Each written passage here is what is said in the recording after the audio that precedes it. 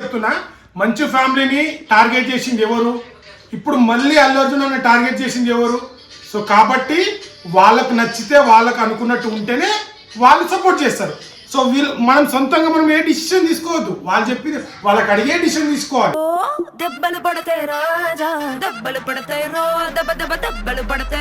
So ఇప్పుడే చెన్నైలో అయితే గ్రాండ్గా ఐటమ్ సాంగ్ అయితే రిలీజ్ అయింది.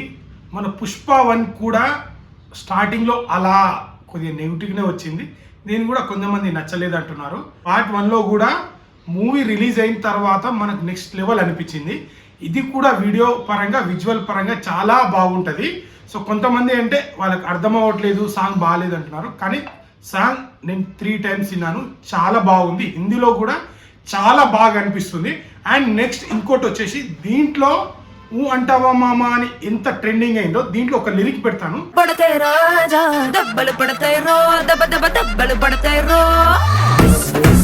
ఈ లిరిక్ అయితే చాలా ట్రెండింగ్ గా మారబోతుంది. సో చాలా బాగా ఇచ్చారు, డిఫరెంట్ గా ట్రై చేశారు. ఐటమ్ సాంగ్ లోనే కొద్దిగా డిఫరెంట్ గా ట్రై చేశారు. సో విజువల్ పరంగా అయితే చాలా బాగుంది. సో మన పాట్నా సిటీలో అయితే ఎలాగైతే ఈవెంట్ జరిగిందో తమిళ్లో కూడా ఈరోజు గ్రాండ్ గా అయితే మనకు అక్కడ జరిగింది. సో ఫ్యాన్స్ కూడా రచ్చ చేశారు. అల్లు అర్జున్ గారు, శ్రీలీల గారు అండ్ దేవిశ్రీ ప్రసాద్ కూడా వచ్చారు, రష్మిక గారు కూడా వచ్చారు. ఫ్యాన్స్ అయితే రచ్చ చేశారు. తమిళనాడులో కూడా మనకు బన్యన్న చాలా మంది ఫ్యాన్స్ ఉన్నారు. ఐటమ్ సాంగ్ అయితే గ్రాండ్ గా రిలీజ్ అయింది. సో శ్రీలీల అండ్ మన బన్నీ కాంబినేషన్ లో అయితే చాలా బాగా వర్కౌట్ అయిందని చెప్పొచ్చు. విజువల్స్ అయితే చాలా అంటే మంచి బడ్జెట్ పెట్టారు. మనకు గణేష్ ఆచార్య మాస్టర్ అయితే ఐటమ్ సాంగ్ చేయడం జరిగింది. ఇంకా ఎక్కువ స్టెప్స్ దీంట్లో రివీల్ చేయలేదు, ఒక 2-3 స్టెప్లే రివీల్ చేశారు. సో వాళ్ళిద్దరు కాంబినేషన్ అయితే చాలా బాగుంది. మళ్ళీ చెప్తున్నాను, రేపటి నుంచి ఇన్స్టాగ్రామ్ లో ఈ ఇందాక చెప్పాను కదా, సో ఖచ్చితంగా ట్రెండింగ్ అవుతుంది. సో ఇక్కడ ఉన్నది ఐకానిక్ స్టార్ అల్లు అర్జున్ కాబట్టి ఖచ్చితంగా ఆ స్టెప్స్ తోనే మెస్మరైజ్ థియేటర్ లో చేస్తాడు. మనకు సాంగ్ అయితే చాలా బాగుంది. చేసే వాళ్ళు ట్రోల్ చేస్తూనే ఉంటారు, తెలుసు కదా. చాలా మంది ఏమంటున్నారంటే మంచు ఫ్యామిలీ లెక్క ట్రోల్ అయిపోతుంది అంటున్నారు. మళ్ళీ చెప్తున్నా, మంచు ఫ్యామిలీని టార్గెట్ చేసింది ఎవరు, ఇప్పుడు మళ్ళీ అల్లు అర్జున్ అన్న టార్గెట్ చేసింది ఎవరు. సో కాబట్టి వాళ్ళకు నచ్చితే వాళ్ళకు అనుకున్నట్టు ఉంటేనే వాళ్ళు సపోర్ట్ చేస్తారు.